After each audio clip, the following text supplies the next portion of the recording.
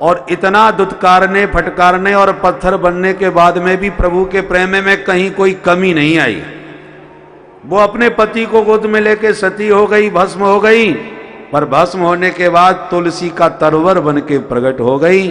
और भगवान कहते हैं तुमने भले ही प्रियाजू हमें पत्थर बना दिया, पर जब तक तुम्हारा दल तुलसी दल मेरे सिर पर नहीं आएगा तब तक मेरे सिर में दर्द बना ही रहेगा। तुम्हारे बिना न हम भोजन पा सकते हैं, न पानी पी सकते हैं, न किसी के घर में तुम्हारे बिना जा सकते हैं।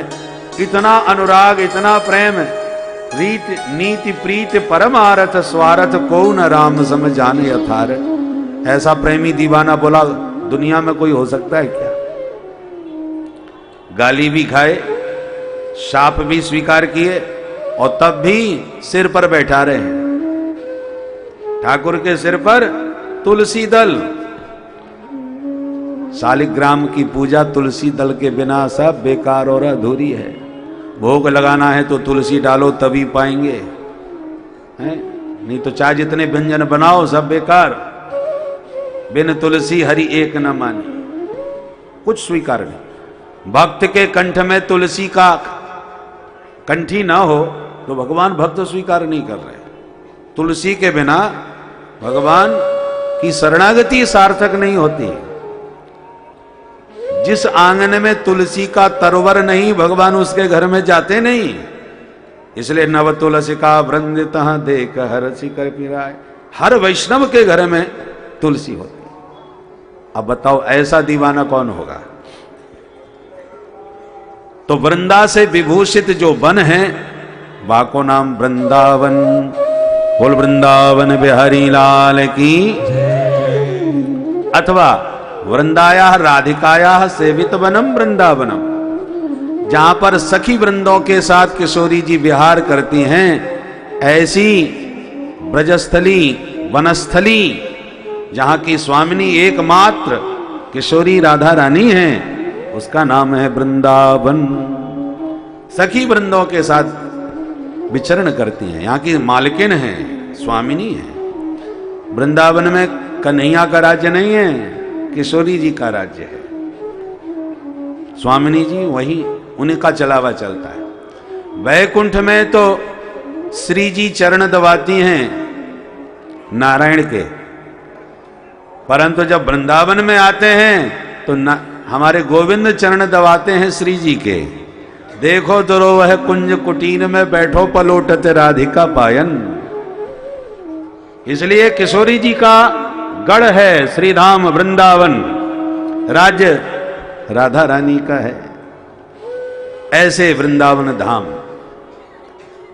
अथवा वृंदानाम भक्त समूहानाम वनम वृंदावनम, जहां पर भगवान के भक्त वृंद सदा विहार करते हैं, निवास करते हैं। भक्तों की भूमि, हर भूमि का अपना अपना महत्व होता है। और वृंदावन में भक्तों का साम्राज्य। भक्तिर नृत्यति यत्र च, भक्ति नृत्य करती है, भक्त वास करते हैं। अवनम का अर्थ होता है रक्षणम, जहां पर भगवान अपने भक्तों की सदा रक्षा करते हैं, उसका नाम है वृंदावन।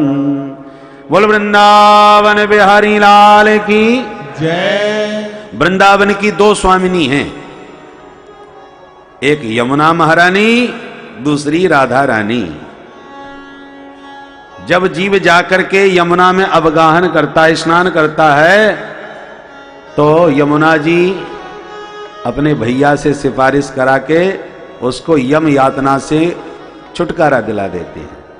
यमानुजा हैं, यमराज की अनुजा, छोटी बहन। तो यमुना जी का आश्रय लेते ही बड़े भैया को इशारा करके यम यातना से उस जीव को छुटकारा दिला देती हैं यमुना महारानी। और जब वो राधे राधे पुकारने लगता है स्नान करने के बाद, तब तो राधा रानी उसके जन्म मरण की भव व्याधि को सदा के लिए विनिर्मुक्त कर देती हैं, भव यातना से उसका छुटकारा करा देती हैं। वृंदावन धाम को बास भल्यो, जहां पास बहे यमुना पटरानी, जो जन नाय के ध्यान धरे, वैकुंठ मिले तिनको रजधानी। चार हो वेद बखान कहे और संत मुनीन गुनी मन मानी। यमुना यमदूतन टारत हैं, भव तारत हैं श्री राधिका रानी। भवताप और यमताप दोनों से छुटकारा वृंदावन में प्रविष्ट होते ही जीव को प्राप्त हो जाता है। बड़ी महिमा वृंदावन धाम की है, इसलिए राधा रानी का ही वहां राज्य चलता है।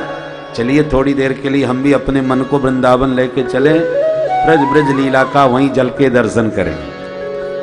अद्भुत है यह श्रीधाम वृंदावन।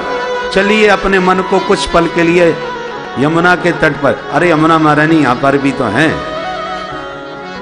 परंतु कन्हैया का संबंध, ये श्रीमद् भागवत का संबंध त्रिवेणी से है, तीनों धाराओं से। सरस्वती के तट पर तो यह भागवत लिखी गई व्यास जी के माध्यम से, व्यास गुफा में, वहां सरस्वती का तट है। यमुना के तट पर प्रभु ने लीला करी और गंगा के तट पर इस चरित्र को गाया जा रहा है। तो गंगा यमुना सरस्वती तीनों से श्रीमद् भागवत का संगम है, संबंध है। इसलिए चलिए यमुना के तट का भी आनंद लिया जाए। चलो मन श्री वृंदावन धाम, रटेंगे राधे को नाम, मिले जहाँ कुंज बिहारी।